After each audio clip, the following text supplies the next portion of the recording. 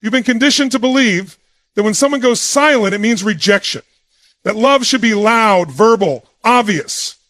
But it's not how avoidants operate. They don't announce their love through poetry or daily check-ins.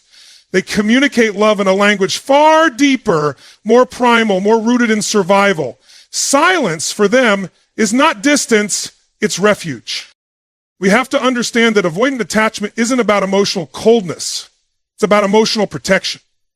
This is someone who learned at some critical stage of their development that emotional closeness came with pain, inconsistency, or loss of autonomy. So instead of reaching out with words, they internalize everything. They build walls not because they don't feel, but because they feel too much and don't trust what will happen if they let it show.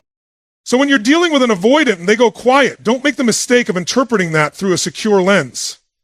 To the avoidant, silence is not neglect, it's self-regulation. And here's where it gets profound. If you've become the person they can go quiet with without fear of judgment or pressure, you've entered sacred territory. You're not being pushed away. You're being invited into a very rare space, their internal sanctuary. And this is why it's critical to observe what happens in the silence. Do they still show up physically? Do they still check in? Through small gestures, like sharing a meme, forwarding a link, or just sitting in the same room with you for hours without speaking much? That's not avoidance. That's the deepest form of emotional trust they know how to give. In that silence, they're saying, I feel safe enough around you to drop the performance. Psychologically, avoidance, fear, being engulfed, controlled, or judged, words can feel dangerous to them because words can be misused, twisted, or create expectations. But actions are safe. Subtle, intentional behaviors allow them to connect without risking emotional exposure. And silence, when it's filled with presence rather than absence, is not a void, it's a container. It holds space for what they're too afraid to verbalize. And here's the twist. If an avoidant didn't care about you, you wouldn't even get that silence. You'd get indifference, you'd get distance with no tether. You'd feel them disappear, and you'd feel it completely. But when they're in your life silently, when they orbit you without fanfare, that's not emotional distance. That's emotional proximity on their terms. This is where you, as someone trying to understand them, must raise your level of awareness. If you're only listening for I love you in the way you understand it, you'll miss the screaming volume of their presence in your life. You'll miss the fact that they've chosen you as their safe space. And that's something they rarely, if ever, do. There's a moment in every avoidance internal world where they assess, almost subconsciously, is this person going to demand more than I can give? And if the answer is yes, they pull away. But if the answer is no, if they sense they can just be in silence, in stillness, in imperfection, and you won't punish them for it, that's when they stop running. That's when they plant roots, even if their mouth never says it. The world teaches us to equate love with words. But what if love is also about permission? The permission to show up as we are, to not perform, to be silent and still be held emotionally. Avoidants are experts at spotting danger in intimacy.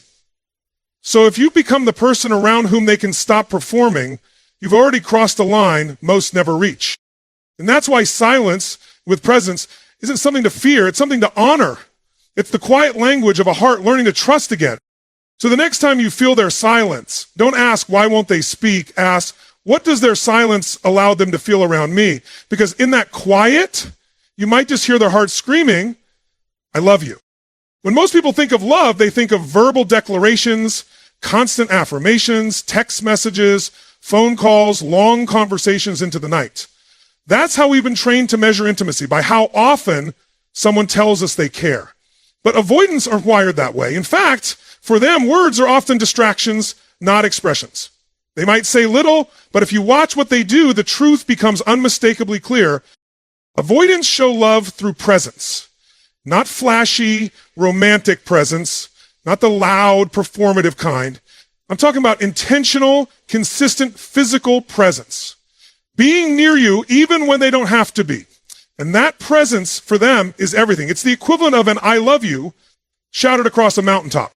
Think about how hard that is for them. You're dealing with someone whose nervous system interprets closeness as a potential threat. Someone who has learned either through early relationships, trauma, or broken trust, that to be vulnerable is to risk pain. So their default instinct is distance. Pulling away is their self-preservation. Now let's pause right there. If that's their baseline and they still choose to be around you, that's not accidental. That's massive. If they didn't care, they'd avoid interaction altogether. They wouldn't linger in your presence. They wouldn't go out of their way to sit next to you, to share a space with you in silence. But when an avoidant cares, when they start to feel, they anchor themselves to you, subtly, strategically, silently. They choose proximity, not performance. There's deep psychology at play here. Avoidants often regulate their emotional world through distance. It helps them stay in control. But emotional investment disrupts that control. It shakes the very structure they've built to protect themselves. So if they're willing to disrupt their own rhythm just to be near you, it means one thing: you've made it past their defenses. That doesn't happen with everyone. That doesn't happen often. That only happens when their nervous system begins to recalibrate in your presence, when you feel safer than silence itself. Let me give you a clear example. An avoidant might not say, "I miss you," but they'll drop by your house with a random excuse, ask to see you without offering much reason, or hover just close enough to feel your energy. That's not randomness. That's intentional attachment done in their language. They may not say the words, but the action is screaming, "I need you close, but I'm terrified to say it." Now, most people miss this. They misinterpret it. They say, "He's confusing," or "She doesn't express anything." And that's where relationships break down, not because the love isn't there, but because people expect it in the form they're used to, instead of learning to recognize it in the form it's being given. Philosophically, it's worth considering this. What if love isn't what we receive, but what we recognize? What if the test of connection isn't whether someone performs love in our language, but whether we're willing to listen to theirs? Avoidants speak through nearness. They say everything with their feet, not their lips. So if they're consistently around you, especially in moments of discomfort or stress, that's not passive. That's commitment. And you'll notice this presence often comes without demand. They're not asking for much. They're not always initiating deep conversations, but they're there. And they're there means more than you think, because for an avoidant, presence is risk. It means they're giving up their safety zone just to be close to you. That isn't weakness. That's bravery. The next time you feel frustrated because they won't say the words, shift your awareness. Look at the patterns. Are they still here? Are they leaning in when life gets hard? Are they showing up when it would be easier to pull away? But if the answer is yes, then hear me. They're already loving you the only way they know how. And it's not small, it's not cold, it's just different. And it's real. So the challenge is this. Will you recognize love when it whispers through actions instead of shouts through words? Because sometimes the loudest "I love you" is the one spoken with presence, not promises. You want to know if an avoidant loves you? Don't just listen to what they say, watch what they remember. Because the avoidant doesn't communicate through grand romantic gestures or sweet nothings. They don't declare love with flowery language. Instead, they express their attachment in the most unexpected, disarming way. Through remembering, through the details, the tiny fragments of your life that you mentioned, once maybe in passing and never thought twice about, but they never forgot. That's not random. That's not coincidence. That's emotional precision.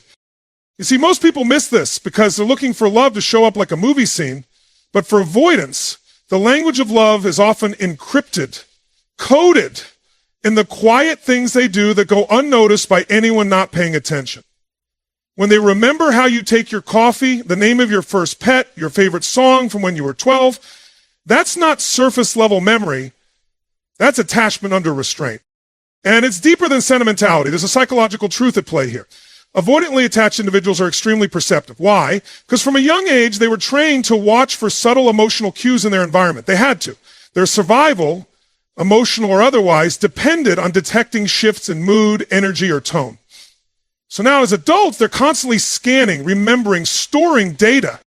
When they care, they apply that hyper-awareness to you, not because they're trying to manipulate or impress, but because you become emotionally relevant. You've made it past their wall, and now your preferences, your quirks, your experiences, those things become etched into their subconscious. You are no longer just a person to them. You are someone they are silently building a blueprint around.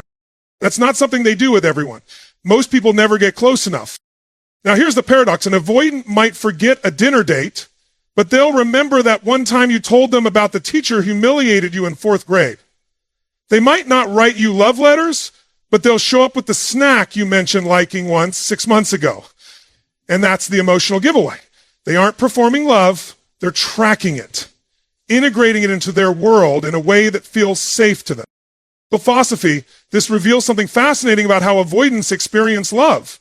For them, love isn't about emotional outpouring, it's about observation, it's about understanding you, not with intensity, but with accuracy. They may not say, I cherish you, but they will show it by learning you.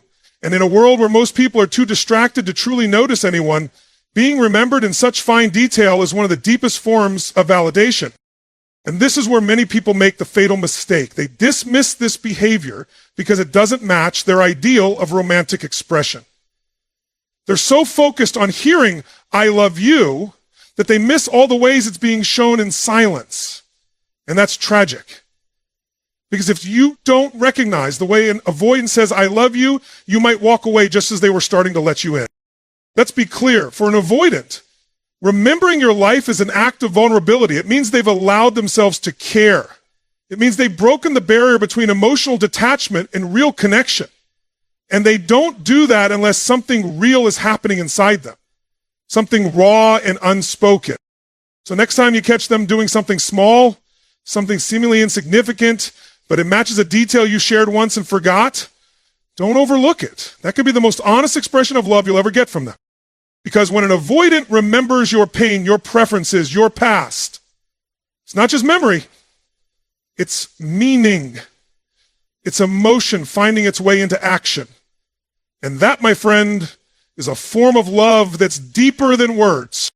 Sometimes the person who says the least, one of the most overlooked signs that an avoidant is in love isn't what they say, it's what they do when you don't even ask. See, the avoidant doesn't reach for vulnerability the way most people do. They don't cry into your chest or write you long messages about how much they need you. That's not their language.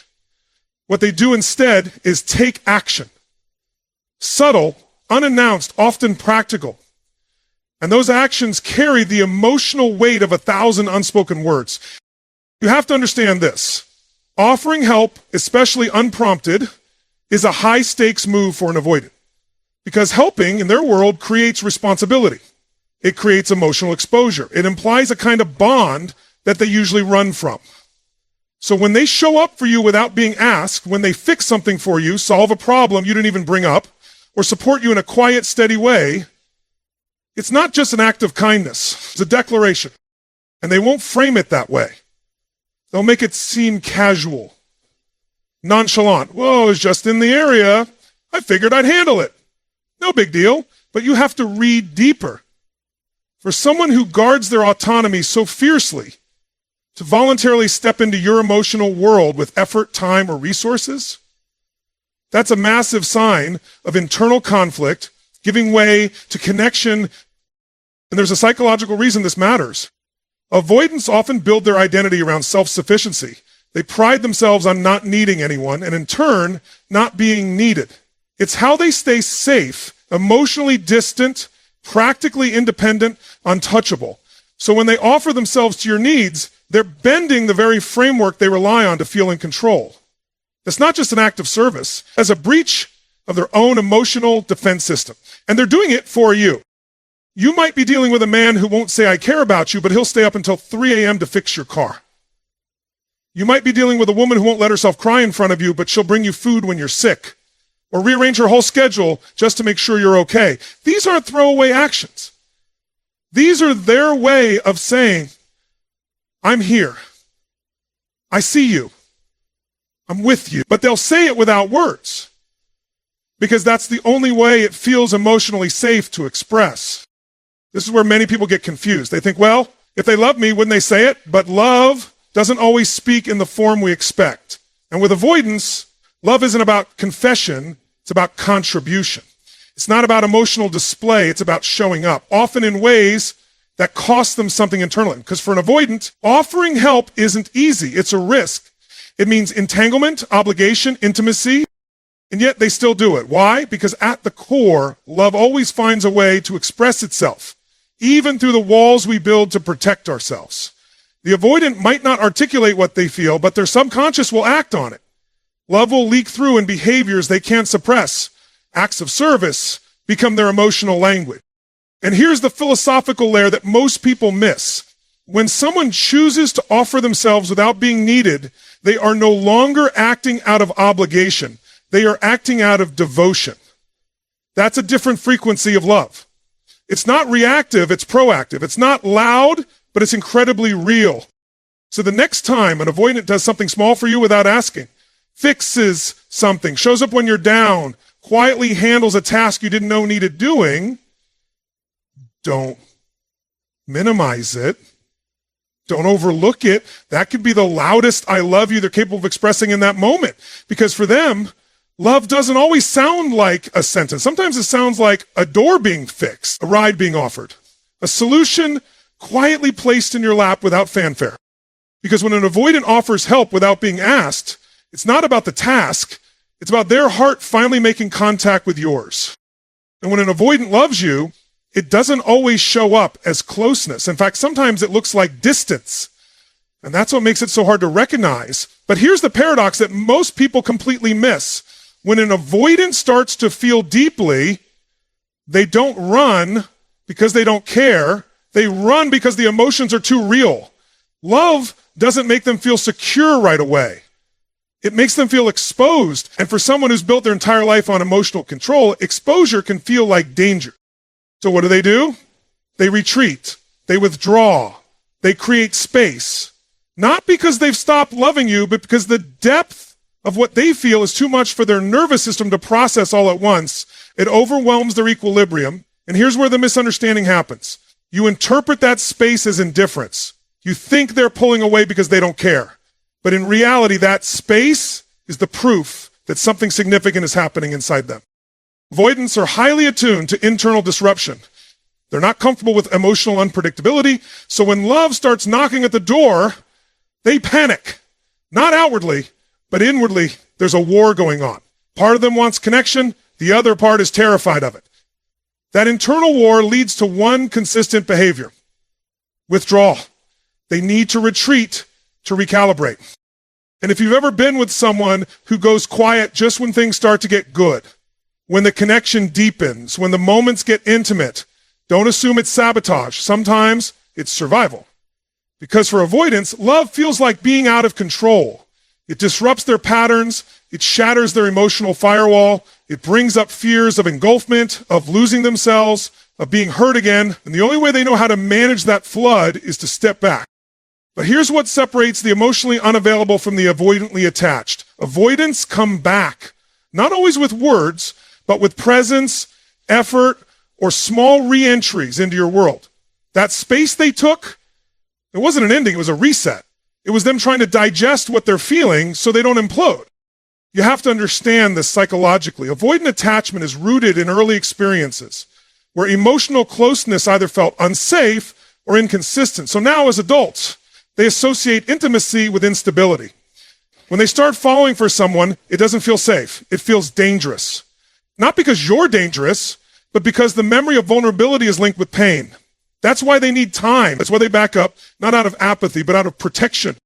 And this is where emotional maturity matters. If you don't know how to hold space for that temporary retreat, you'll misread it, you'll react, you'll chase, you'll demand answers. And in doing so, you'll trigger their core fear that love equals pressure. That love means losing their sense of self. And they'll withdraw even further, not because you did anything wrong, but because now the fear has grown larger than the feeling. What's required in this moment isn't panic, it's awareness.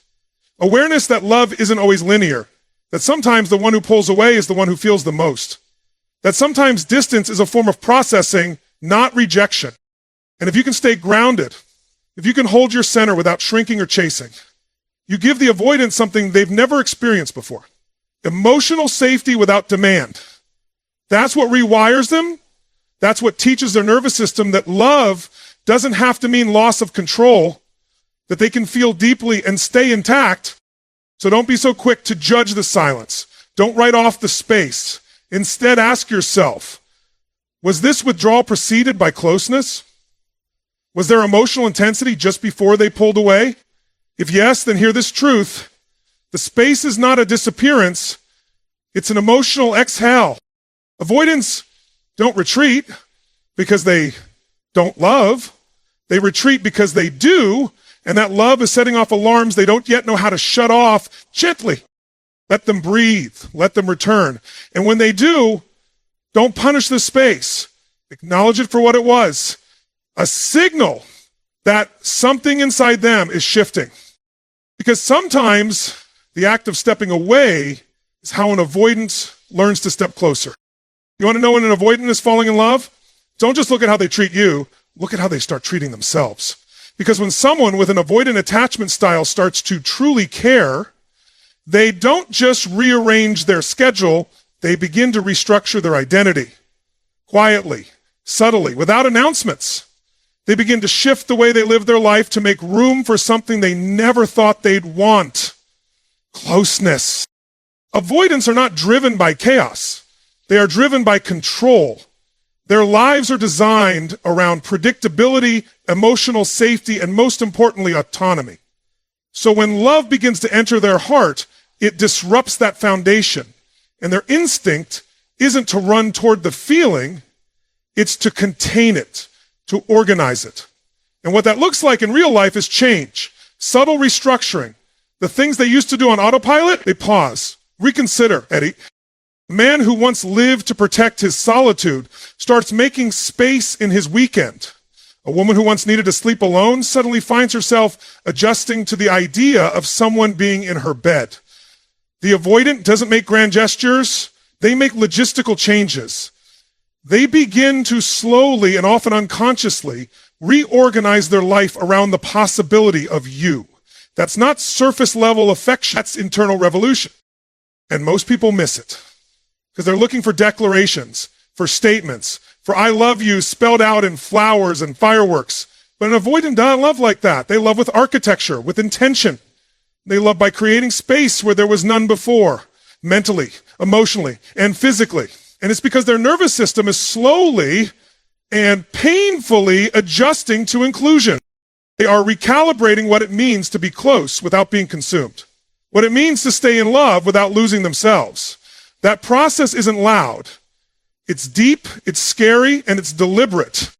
Think about this. When an avoidant stops protecting their time as if it were a fortress and starts letting you into their world, even if it's just a few minutes more, even if it's just small, repeated actions, that's not a convenience. That's vulnerability. That's their internal boundaries starting to bend, not because they're forced to, but because they want to. And this is where the psychological depth comes in. An avoidant who truly loves is fighting a war between fear and desire, between the need for emotional safety and the craving for emotional intimacy. And when that war starts to tip toward intimacy, the result isn't usually a verbal breakthrough, it's behavioral adaptation. They change how they live, not just how they speak. You'll start to see them making long-term considerations. They'll start to future think, not in poetic language, but in real-world shifts. Maybe I should move closer to you. I've been thinking about rearranging my schedule. I cleared my calendar this weekend. Don't take these things lightly. For someone who was once allergic to attachment, those are profound